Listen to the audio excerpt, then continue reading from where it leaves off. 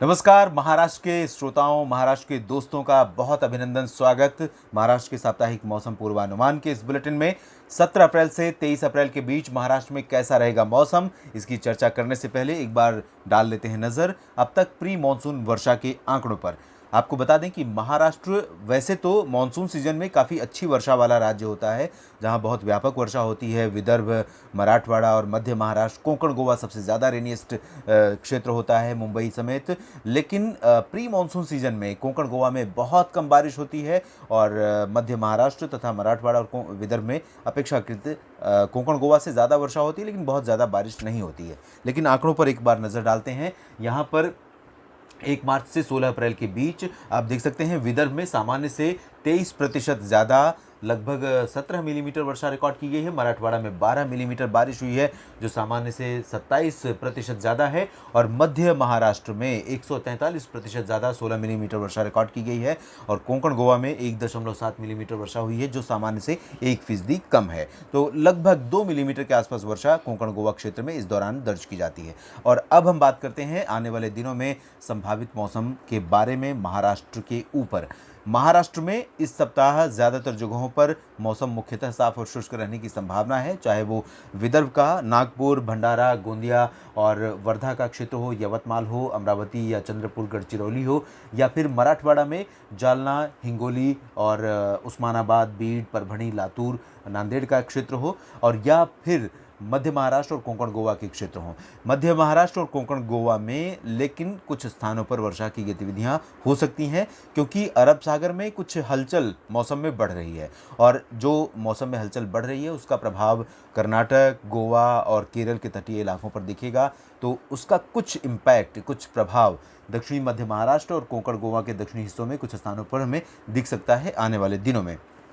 आज भी यहाँ पर कुछ इलाकों में कह सकते हैं सिंधुदुर्ग, कोल्हापुर, सांगली, रत्नागिरी और सतारा तथा सोलापुर के आसपास के इलाकों में कहीं कहीं पर बादल छाए रहेंगे, बूंदाबांदी कहीं कहीं पर हो सकती है। और इसी तरह का मौसम पूरे सप्ताह यहाँ पर बने रहने की संभावना नज़र आ रही है, लेकिन इंटेंसिटी बहुत ज़्यादा नहीं रहेगी। मुंबई की अगर हम बात करें तो मुंबई में आईपीएल मैच चल रहे हैं ऑन एंड ऑफ। 1-2 दिन आईपीएल का जो वेन्यू है अभी वो चेन्नई है और 1-2 दिन मुंबई है। तो इस तरह का जो आईपीएल का मैच है वो उसमें भी बारिश की तरफ से कोई व्यवधान नहीं रहेगा मुंबई में भी। तो कुल मिलाकर मौसम मुख्यतः साफ़ और शुष्क रहेगा।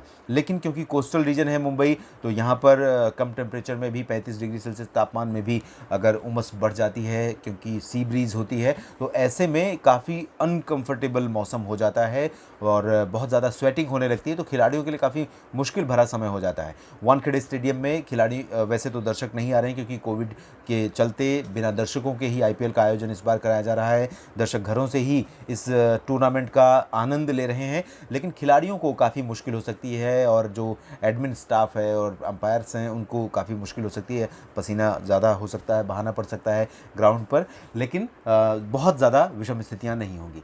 और उत्तरी कोंकण, गोवा में पालघर, ठाणे तथा कल्याण समेत जो उपनगरीय इलाके हैं, नवी मुंबई का क्षेत्र है, इन भागों में भी मौसम मुख्यतः साफ और शुष्क रहने की संभावना है। उत्तरी कोंकण, उत्तरी मध्य महाराष्ट्र और मराठवाड़ा के उत्तरी क्षेत्रों में भी मौसम साफ रहने के आसार हैं, लेकिन इन भागों में उत्तरी हवाएं पूरे सप्ताह लगातार चलती रहेंगी और ये हवाएं मुख्यतः दक्षिणी पाकिस्तान और दक्षिणी राजस्थान तथा गुजरात से होकर आएंगी, जहां पर तापमान पहले से काफ़ी ज़्यादा बढ़ने लगे हैं और बढ़ चुके हैं।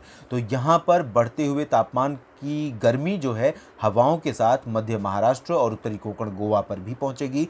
तापमान बढ़ेगा और लू का प्रकोप यहाँ देखने को मिल सकता है इन इलाकों में, कुछ जगहों पर उत्तरी इलाकों में, क्योंकि मध्य भारत के बाकी जो राज्य हैं वो भी प्रभावित हो रहे हैं। तो मध्य महाराष्ट्र के साथ साथ मराठवाड़ा और विदर्भ भी प्रभावित हो सकते हैं।